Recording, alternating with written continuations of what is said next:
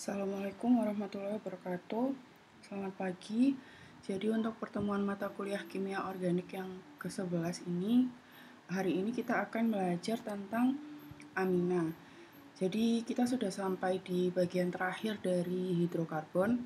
Kalau di perkuliahan sebelumnya kita sudah membahas turunan hidrokarbon seperti alkohol, eter, dan teman-temannya. Maka pada pembelajaran kali ini kita akan membahas topik terakhir dari senyawa turunan hidrokarbon, yaitu amina.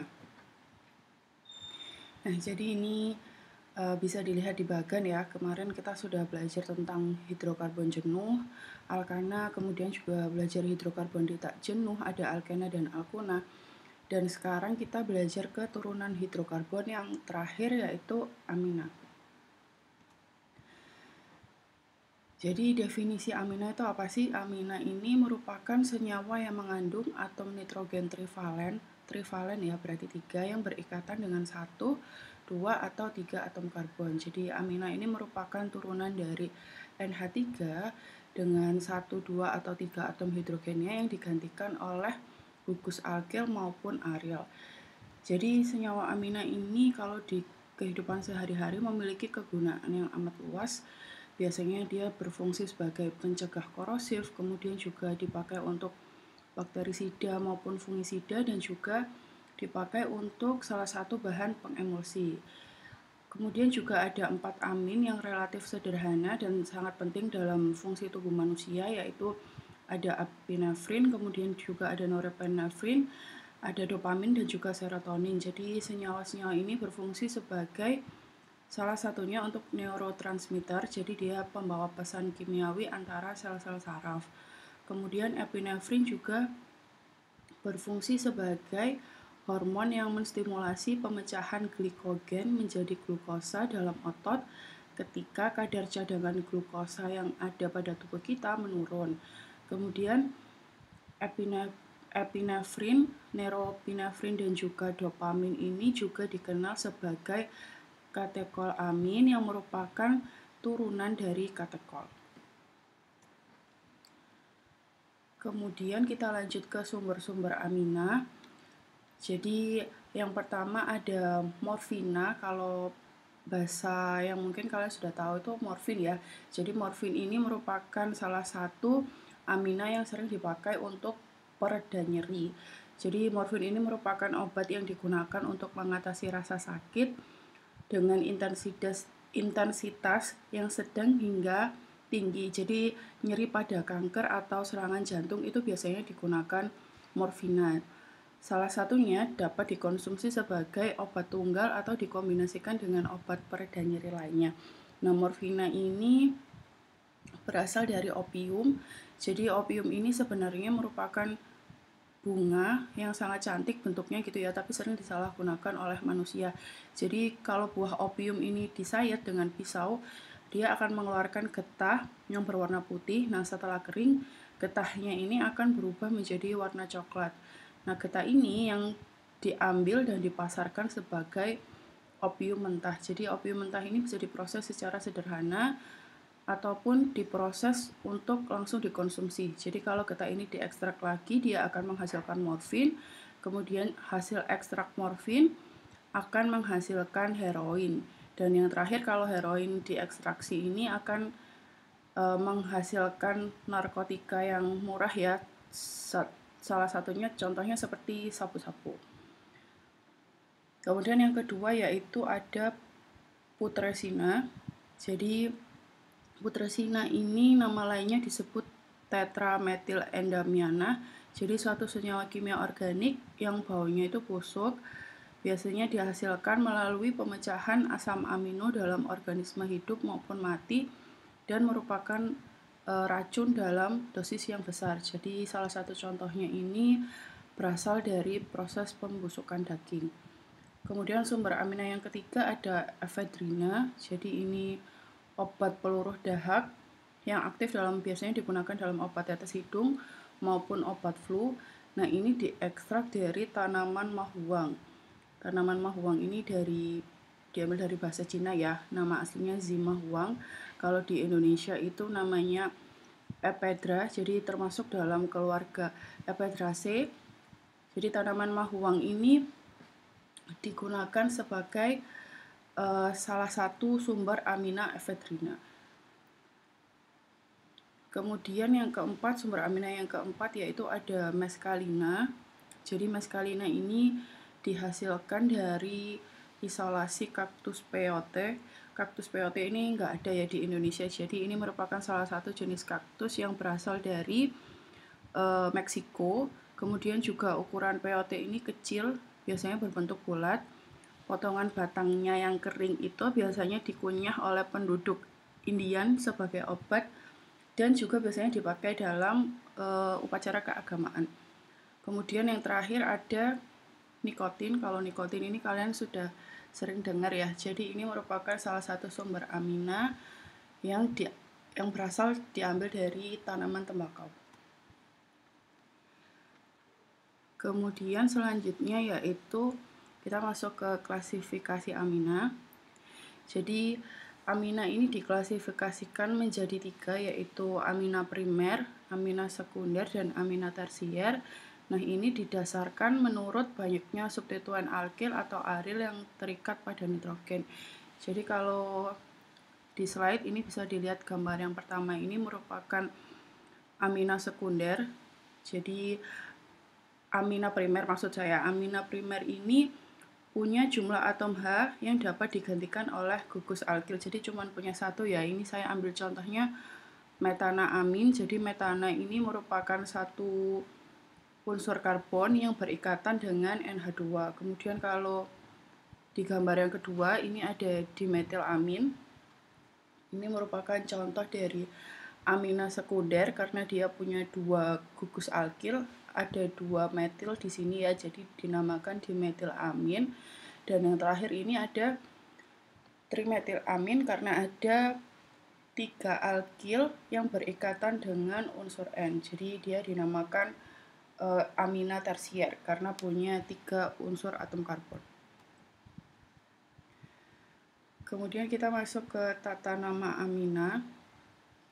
Jadi amina yang sederhana ini dinamai dengan menyebutkan gugus alkil yang melekat pada nitrogen dan menambahkan akhiran amina. Ini contohnya alkil amina. Jadi kalau di gambar yang pertama ini CH3, CH2, NH2 ada etil yang berikatan dengan NH2. Jadi namanya etil amina. Kemudian di gambar nomor 2 ada CH3 2 ya yang berikatan dengan NH. Jadi namanya dimetil karena metilnya ada 2, dimetil amina.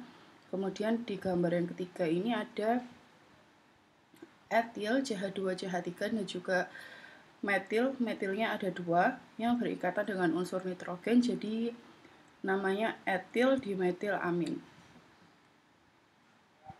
Ini etil itu CH2 CH3 ya, kemudian ada CH3 2 jadi dimetil amin. Kemudian kalau untuk tata nama IUPAC-nya, amina dinamai sebagai alkana amina dan rantai amina seperti biasa diberi nomor sesuai posisi gugus amina dan substituennya. Jadi kalau di gambar yang pertama ini ada CH3NH2 karena C-nya cuma 1 berarti namanya metana ya. Metana yang berikatan dengan NH2 jadi namanya metana amina. Kemudian di gambar kedua ada 2 propana amina, jadi rantai utamanya yang di bawah ini ya CH3, CH3 ada 3 unsur karbon yang berikatan dengan NH2, jadi gugus aminanya ini ada di atom C yang nomor 2, jadi namanya 2 propana amina. 2 itu karena gugus fungsi NH2 berikatan di atom karbon nomor 2. Kemudian propana karena rantai utamanya terdiri dari 3 atom karbon, CH3, CH, dan CH3. 2 propana amina. Kemudian ini salah satu contoh untuk penamaan amina sekunder dan tersier. Jadi rantai alkana yang paling panjang itu diberi nomor seperti biasa sama seperti sebelum-sebelumnya. Kemudian masing-masing gugus alkil yang terikat pada atom N ini diberi nama sebagai gugus N-alkil. Jadi diberi namanya N-alkil ya. Ini kita lihat gambar yang pertama. Jadi ada CH3, CH2, CH2, NH, CH3. Nah, ini kita ambil rantai utamanya yang sebelah kiri.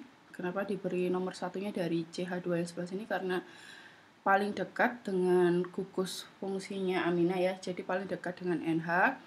Kemudian namanya N-metil karena tersier ya.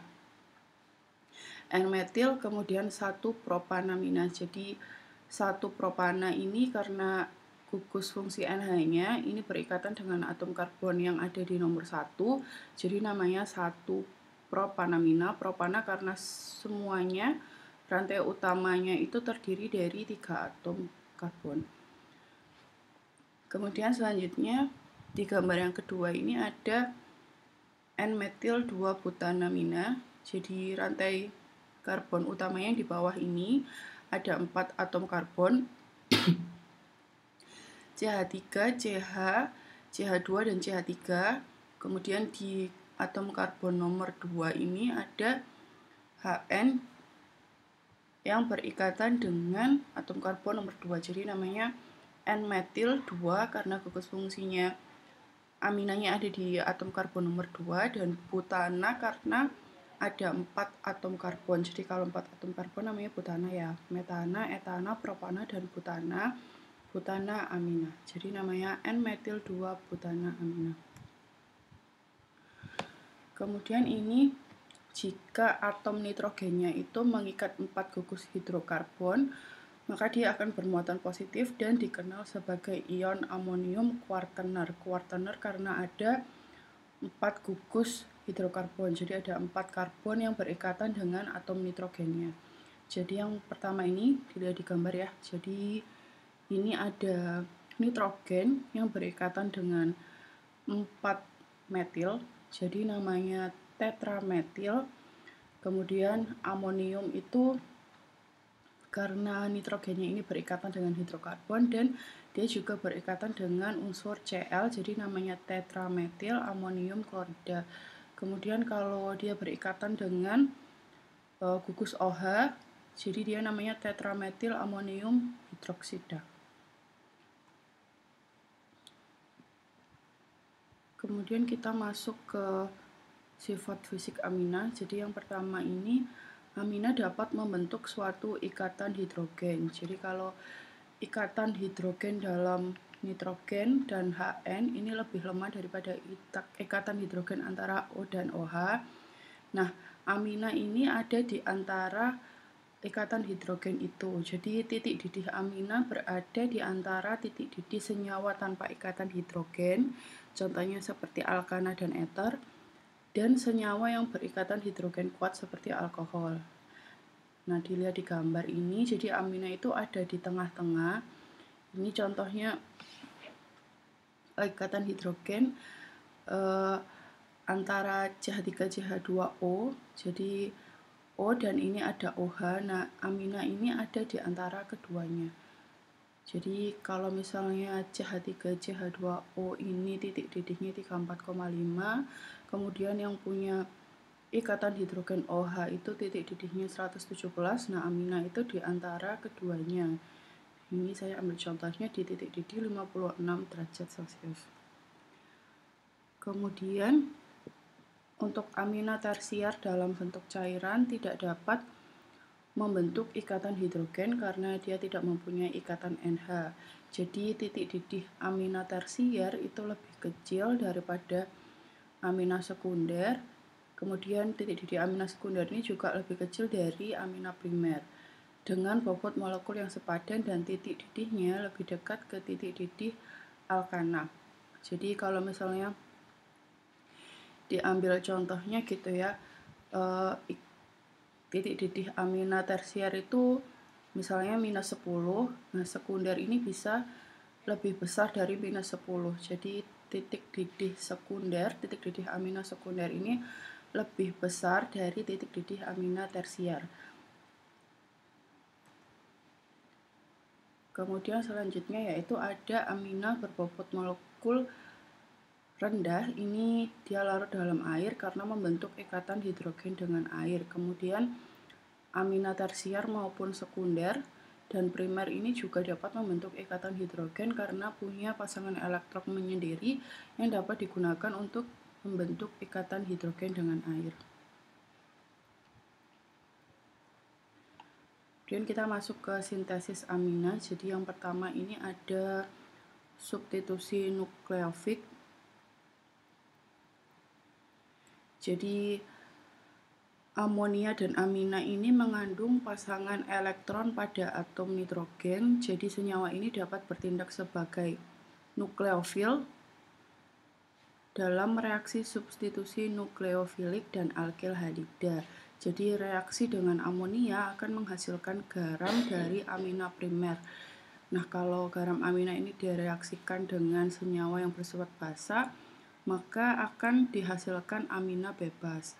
Kemudian juga reaksi alkil halida dengan amina ya, bukan amonia, akan menghasilkan amina sekunder dan amina tersier maupun garam amonium yang bersifat kuartener. Jadi tergantung pada amina yang digunakan. Kemudian sintesis amina yang kedua diperoleh dengan proses reduksi. Jadi ini reduksi dari senyawa nitrogen lain, reduksi dari amina atau nitril dengan salah satu contohnya litium aluminium hidrida atau gas hidrogen menghasilkan amina. Jadi dengan amida, amin primer, sekunder atau tersier ini bisa didapat tergantung kepada jumlah substitusi pada amida nitrogen. Jadi kalau misalnya dengan nitril, hanya amina primer dari tipenya itu RCH2NH2 bisa didapatkan karena atom karbon yang terikat ke atom nitrogen itu hanya mempunyai satu substituen saja, yaitu di dalam nitril. Kemudian sintesis amina dengan substitusi.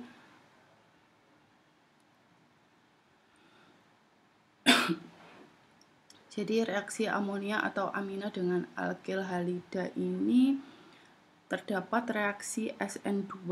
Reaksi SN2 ini merupakan suatu jenis mekanisme reaksi substitusi nukleofilik dalam kimia organik. Jadi dalam mekanismenya, salah satu ikatan terputus dalam satu ikatan lainnya itu terbentuk secara bersamaan, dengan kata lain dalam satu tahapan reaksi. Kemudian untuk urutan reaktivitas alkil halida untuk reaksi SN2 ini, jadi CH3X ini lebih besar daripada amina primer dan amina primer ini lebih besar dari amina sekunder. Kemudian alkil halida tersier tidak bereaksi substitusi dengan amonia maupun amina dan diperoleh produk eliminasi. Kemudian jika menginginkan amina primer atau monoalkilasi, jadi gunakan amina berlebih, sedangkan kalau kita menginginkan garam amonium kuartener, maka kita harus menggunakan alkil halida yang berlebih. Nah, kekurangan reaksi substitusi itu apa? Jadi kekurangan sintesis amina dengan reaksi substitusi ini, garam amina yang didapat itu mempertukarkan proton dengan amonia atau amina awal. Jadi pertukaran proton ini menghasilkan dua nukleofil atau lebih yang bersaing dalam reaksi dengan alkil halida. Nah, kemudian diperoleh campuran bisa mono, bisa di, bisa triakil amina juga, serta diperoleh juga garam amonium kuartener dari suatu reaksi antara amonia dan suatu alkil halida. Kemudian ini sintesis amina dengan reaksi reduksi yang tadi sudah saya jelaskan ya. Jadi yang pertama itu ada reduksi senyawa nitroaromatik. Ini hasilnya menjadi arilamina. Kemudian juga ada reduksi senyawa nitril. Nah, biasanya katalisator yang dipakai untuk reaksi senyawa nitroaromatik itu bisa besi, Fe, bisa HCl ataupun gugus yang punya OH-. Kemudian untuk reduksi senyawa nitril, katalisator yang digunakan biasanya H2O atau air, atau bisa juga menggunakan unsur hidrogen. Kemudian ini ada reduksi senyawa amida. Jadi salah satu sintesis amina dengan reaksi reduksi itu bisa menggunakan reduksi senyawa amida. Ini menggunakan katalisator LiAlH4 atau H2O. Kemudian ini yang terakhir ya, jadi manfaat amina dalam kehidupan sehari-hari itu apa sih? Jadi amina yang pertama ini biasa digunakan sebagai bahan baku untuk pembuatan bahan celup azo. Jadi hal ini bereaksi dengan nitrat 3 asam untuk membentuk garam diazonium yang dapat mengalami reaksi coupling untuk membentuk senyawa azo. Senyawa azo ini senyawa yang berwarna dan banyak digunakan dalam industri seperti methyl orange. Jadi methyl orange ini salah satu indikator pH yang sering digunakan dalam proses titrasi karena perubahan warnanya yang jelas dan juga kontras. Jadi dia berubah warna pada pH sedikit asam dan biasanya digunakan dalam proses titrasi asam. Kemudian amina juga dimanfaatkan untuk obat. Jadi yang pertama itu ada klorofeniramin. Dia merupakan salah satu antihistamin yang membantu untuk meringankan gangguan alergi karena cuaca yang dingin, kemudian juga karena demam, karena kulit yang gatal, ataupun gigitan dan sengatan serangga. Kemudian yang kedua, amina juga dimanfaatkan untuk kloropromazin. Jadi ini salah satu obat penenang yang bisa mendorong kita untuk cepat tidur. Jadi digunakan untuk biasanya untuk mengurangi kecemasan ataupun kegelisahan, bahkan biasanya digunakan untuk pasien gangguan jiwa. Kemudian yang ketiga ada efedrin dan phenylephrine. Ini merupakan hidroklorida amina, biasanya digunakan sebagai dekongestan. Yang keempat ada amfetamin, metamfetamin, dan metakatinone. Jadi merupakan amina yang terdaftar sebagai zat yang mempunyai efek stimulan. Dan yang terakhir ada efedrina, jadi dia berkhasiat sebagai peluruh dahak. Oke, baik, sekian materi kimia organik hari ini. Kurang lebihnya mohon maaf. Kalau ada pertanyaan silahkan didiskusikan di Classroom. Dan semoga ilmu yang kita pelajari hari ini bermanfaat untuk kebaikan kita semua. Sampai ketemu di materi selanjutnya. Wassalamualaikum warahmatullahi wabarakatuh.